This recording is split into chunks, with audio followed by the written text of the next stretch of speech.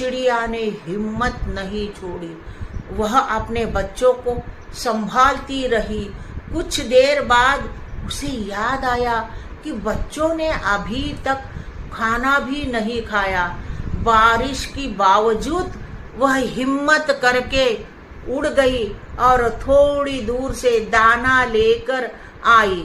भीगते भीगते वह फिर घोंसले में पहुंच गई और बच्चों को दाना खिलाया। बच्चों को अब थोड़ा अच्छा लगने लगा। धीरे धीरे बारिश कम हुई, हवा शांत हो गई और थोड़ी देर बाद मौसम बिल्कुल साफ हो गया। थोड्या वेळात सूर्य बाहेर आला। चिमणीची पिल्ले आनंदाने चू चू चू चू करू लागली।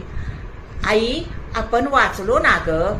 चिमणी हसून म्हणाली, हो रे बाळानो, धैर्य ठेवलं तर प्रत्येक अडचणीवर मात करायला येतील, प्रत्येक अडचण सोपी होते।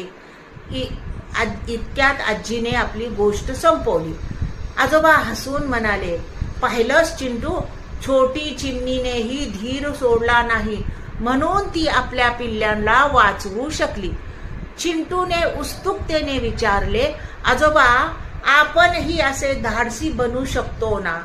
आजीने चिंटूच्या डोक्यावरनं हात फिरवत म्हणाली की बेटा, जेव्हा आपण घाबरत नाही, मेहनत करतो आणि धैर्य ठेवतो, तेव्हा आपणही धाडसी बनतो। चिंटू आनंदाने म्हणाला, मीही धाडसी बनेन, मीही बहादूर बनेन आणि कधीच घाबरणार नाही। आजी आजोबा हसले आणि थोड्या वेळात चिंटू आजीच्या कुशीत गोड झोपून गेला। तर बाळानो, ह्या गोष्टीपासून तुम्हाला काय शिकायला मिळालं? धैर्य आणि मेहनत करणारा माणूस नेहमीच यशस्वी होतो। तर बाळानो, आता पुढे काय करायचंय तुम्हाला? माझ्या चॅनलला लाईक करायचंय, शेअर करायचंय, सबस्क्राईब करायचंय। धन्यवाद।